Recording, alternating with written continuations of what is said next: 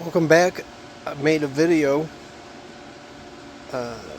showing everything at the greenhouse house, and I just said way too much about a whole bunch of different things, and so I'm making another video, and it's going to be a little bit longer than 2 minutes.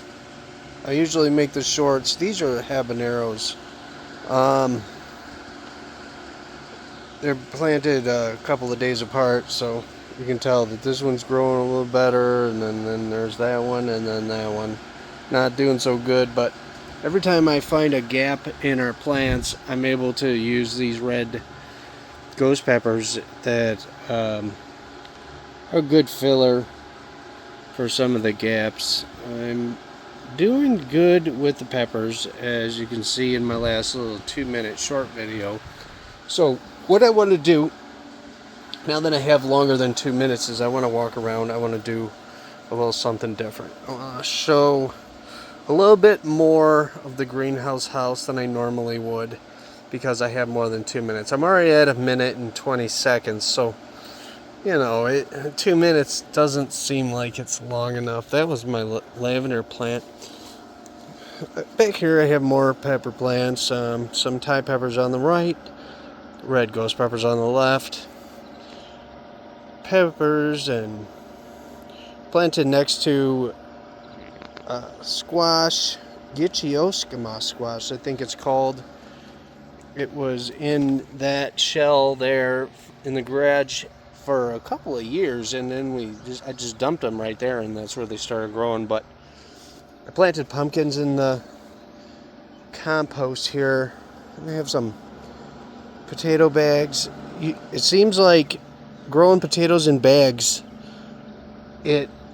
first I had planted potatoes into this plot over here, and it was just really tough to get them all out of the ground. I would do it in the middle of the night. I would lose potatoes. I'd cut potatoes with a shovel on accident. I don't have a harvester. I'm not like a big commercial farmer or anything, but with the potato bags, you can just take the bag, dump it into a wheelbarrow, and pull out your potatoes. It's not like rocket science or anything. Sorry, my wife's sage. Really nice. But I'll take a walk through. I got pumpkins all over this little spot right here. It's where the potatoes used to be. I'm pretty sure that the squash bugs are going to be absolutely terrifying this year.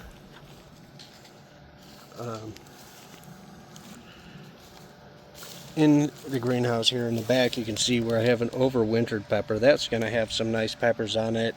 Something hot, something really hot. Little tomato. Back side of the greenhouse here, you can see where I planted more pumpkins. Inside the greenhouse, I have carrot peppers, serrano peppers, red ghost peppers, yellow scorpion peppers. And those are what's in all of those buckets that you see inside. But along the back here, I have pumpkins, and I learned about squash bugs, how hard it is to fight them off. So I gave up for a few years, and what happened was the first year I got 4 or 5 pumpkins. Second year I got 2 or 3 pumpkins. The third year I quit. The fourth year I didn't grow any pumpkins, and I really want to grow a good pumpkin harvest. So I decided to, instead of turning this green pasture that I have here next to the house inside this fenced in area into just dirt and make rows, I decided to let it overgrow and mound up, and we're going to try to see if these pumpkins will grow a little better being in this top cover. I'm going to come through here with the machete, and I'm going to chop down a lot of this stuff that you see that's a little bit high, get the sun in. We got a lot of like potatoes that I can't ever find, so that would be nice to have, you know, for us. But we got pumpkins all through here. I just, you know, lots of those, and I'm hoping for more than 4 pumpkins. You know, I think that's what the main thing is that we can get more than 4 pumpkins, because I would hope to at least have 10 with as many pumpkin plants that I grow. But I hear you just push through as hard as you can, get your pumpkins, and be happy with it. So that's what we're gonna do. Over here I have yellow scorpion peppers, really good. Growing in buckets. As you can see, they love the buckets. I've tried peppers different ways. It's the best way to do it. Every time I find a gap in the onions, I'll put a pepper down, because the weeds and the grass, it seems like every time I weed, it just comes back with more grass. So and I always lose something. So beets, I did say I was going to weed out this little square here. So that's what I did. You can see that I weeded it, and the beets are doing great now. All up the middle, from that end all the way down to the other end, I planted cucumbers. That'll be my first year planting cucumbers. You can see cucumber plants there. I got one that I had in a container, but they're cucumbers just all the way down the line. So that'll be something new. I'm gonna do my best at learning how to do that and doing a good job at it. The onions in this bucket are doing really good.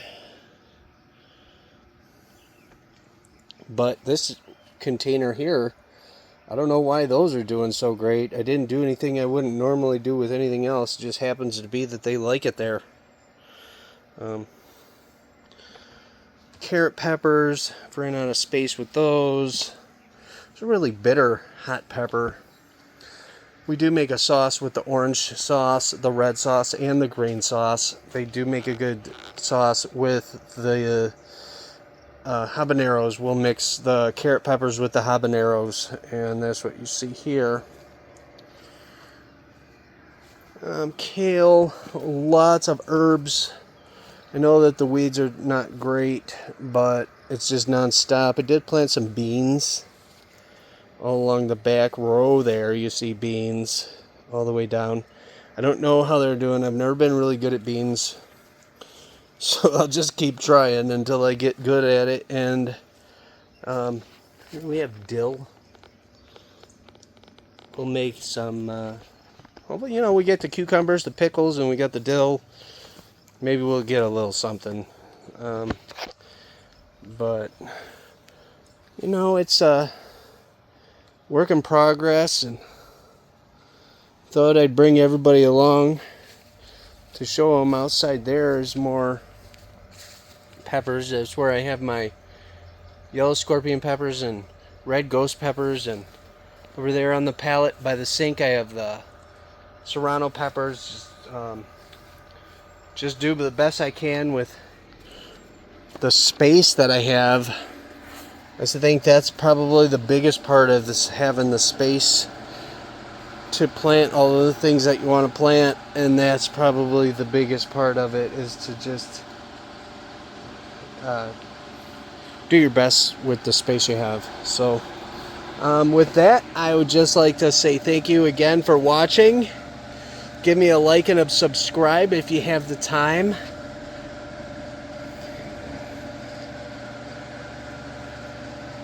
Hope you have a nice day, and your garden is doing better today than it was yesterday. Have a nice day. Thanks for watching. Bye.